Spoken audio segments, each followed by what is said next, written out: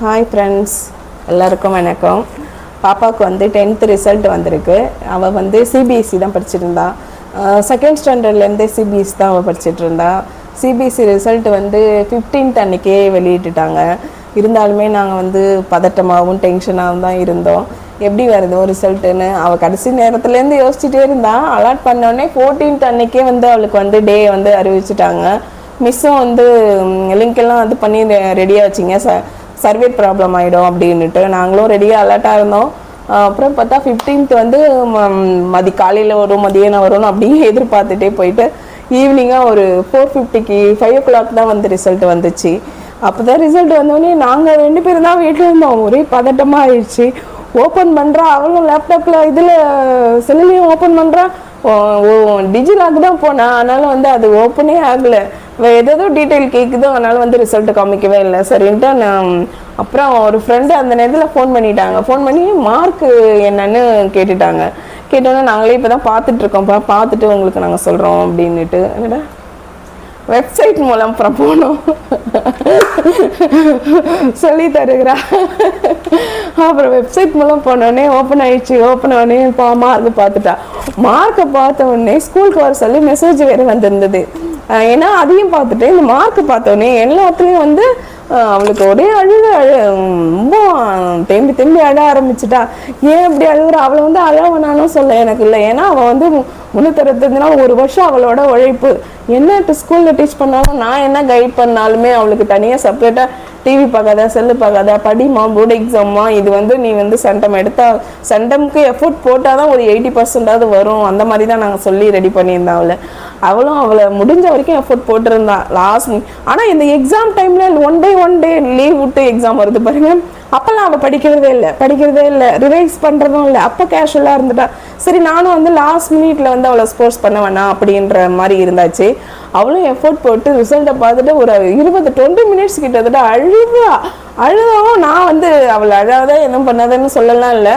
சரி, அழுதாதான் அவளுக்கு அது திருப்தி ஆகும்ன்ட்டு நான் டக்குன்னு வந்து மார்க்கெல்லாம் வந்து சிபிஎஸ்சிலாம் டோட்டல்லாம் வந்து வராது. சரி, 600க்கு, ஏன்னா ஐடி இருக்குது அவங்களுக்கு, அதனால வந்து 600, 20 மார்க்ஸ் வந்து இன்டர்னல் தராங்களா. சரின்ட்டு நான் டோட்டல்லாம் போட்டு ஐடி மட்டும் 50 கொடுக்குறாங்க இன்டர்னல். மீதியெல்லாம் நான் போட்டு டோட்டல் பண்ணிடலாம், அழுது முடிக்கிட்டோம். அதெல்லாம் எனக்கே கண்ணெல்லாம் கலங்கிடுச்சு அழுதை பார்த்து. எனக்கு ஒரு பக்கம் தண்ணி இதை ஓடவே நான் வந்து ஆட் பண்ணி பார்த்தோன்னே ஓகே. அப்போ பார்த்தா 72 வந்து இங்கிலீஷில் 80க்கு, அப்போ தமிழில் வந்து 76, நெக்ஸ்ட் வந்து சோசியல் சயின்ஸ் வந்து அவள் வந்து 71. இப்போ 3 பார்த்தோன்னே அவளுக்கு ரொம்ப வந்து ஒரு மாதிரி ஆயிடுச்சு சந்தோஷத்தில். ஏன்னா வந்து 80% எடுத்துட்டோமா. நான் வந்து 80க்கு எல்லாத்துலேயுமே வந்து 72, 76, 71 எடுத்தோன்னே அவளுக்கு சந்தோஷம் தாங்கலை. ஏன்னா அவள் தான் கஷ்டப்பட்டு ரெடி பண்ணியிருக்கா. பார்த்தோம்னா அப்புறம் 90க்கு 100க்கு 20 இன்டர்னல் ஆன் பண்ணோடனே அவளுக்கு ரொம்ப சந்தோஷமாக ஆயிடுச்சு. அப்புறம் சயின்ஸ் மட்டும் 52 தான் எடுத்திருந்தா. இருந்தாலுமே வந்து அதில் 20 ஆட் பண்ணால் அதிகமாக வருது, இன்டர்னல் ஆட் பண்ணால். மேக்ஸ் மட்டும் கொஞ்சம் விட்டுட்டா. இருந்தாலுமே நான் லாஸ்ட் மினிட்ல தான் அவளுக்கு மேக்ஸுக்கும் கொஞ்சம் உட்காந்து அவளை ப்ரிப்பேர் பண்ண சொல்லி அந்த ஆல் இன் ஒன் புக்கெல்லாம் அதை வாங்கிட்டு அதை படிப்பா அப்படின்லாம் சொல்லி ரெடி பண்ணியிருந்தேன். இருந்தாலுமே எங்கள் ஃபேமிலியில் வந்து போர்டு எக்ஸாமு சிபிஎஸ்சி எழுதி இவ்வளோ மார்க்கு வாங்குறது வந்து சென்டம் கிட்ட நெருங்கிட்டா. ஏன்னா வந்து உங்களுக்கு வந்து 96, 92, 91, இதுவே எனக்கு பெரிய ரொம்ப ஹாப்பி தான். மேக்ஸ் வந்து அவள் எஃபோர்ட் தான் போட்டுட்டு இருந்தா. புக்குலேருந்தும் படித்தா, சிலபஸ் ஃபுல்லாக ஓரளவு கவர் பண்ணிட்டு தான் இருந்தா. எல்லாமே வந்து ஈஸியாக இருக்க மாதிரியே தான் இருந்தது. ஆல் இன் ஒன்று புக்கு வாங்கவும் ப்ராக்டிஸ் பண்ணா. ஆனால் வந்து சிலபஸ்லேருந்து வந்து எதுவுமே வந்து வரல. அவுட் ஆஃப் சிலபஸ் தான் எல்லா கொஸ்டினும் மோஸ்ட்லி. அதனால தான் அவளுக்கு கொஞ்சம் திணறிட்டா மேக்ஸில். பாருங்க, இவ தான் எங்கள் செல்லா. இவன் வந்து செகண்ட் ஸ்டாண்டர்ட்லேருந்து சிபிஎஸ்சி தான் படிச்சுட்டு இருக்கிறா. ஃபுல்லாகவே சிபிஎஸ்சி தான். அதனால் வந்து இவளை வந்து இப்போ திரும்பவும் நான் வந்து சிபிஎஸ்சி தான் அப்படியே தான் கண்டினியூ பண்ண போகிறேன். அங்கே தான் நல்லா படிப்பா, ஓரளவு எஃபோர்ட் போடுவா இருந்தாலுமே. அதனால் வந்து எல்லோரும் நீங்கள் வந்து விஷ் பண்ணிவிடுங்க. நான் மார்க் வந்து உங்களுக்கு ஆட் பண்ணுறேன். Okay, bye friends, thank you. எங்களோட ஹாப்பினஸில் நீங்களும் பங்கெடுத்துங்க. நீங்களும் எங்களை விஷ் பண்ணுங்க. பாய்.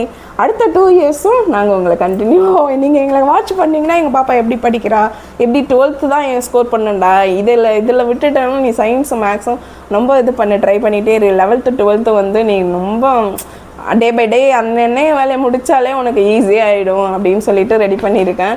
அது வந்து அவளுக்கு கம்மியாக மார்க் வந்துடுச்சுன்னா கொஞ்சம் ஃபீல் பண்ணிகிட்டு இருக்கேன். சரி பார்க்கலாம், 2 சப்ஜெக்ட்டுக்கும் நம்ம வந்து அடுத்த வருஷம் கொண்டு போயிடலான்னு ஐடியா. எக்ஸாம்லாம் எழுதலான்னு சொல்லிட்டு ஐடியா பண்ணியிருந்தா. அப்புறம் சரி வேண்டாம்டா விடுவிட்டு, அவங்க அப்பா வேணாம் 10th தானே விடு, 12th 11th பார்த்துக்கலாம் அப்படின்ட்டாங்க. எக்ஸாம் எழுத சொல்லி பணம் கட்ட சொல்லி எப்படியும் அதை நானும் போயிட்டு ஆஃபீஸ் ரூம்லாம் கேட்டுட்டு தான் வந்துட்டோம். திரும்ப இதுக்கு 2 பேப்பரை காட்டுற மாதிரி வரும்டா மார்க் லிஸ்ட்டில், நீ விடு இந்த தடவை வரட்டும் பார்த்துக்கலாம் அப்படின்னு சொல்லியாச்சு. சொல்லிவிட்டு அவளும் முடிச்சுட்டா. ஓகேவா தான் இருக்குது, பார்க்கலாம் ஃப்ரெண்ட்ஸ்.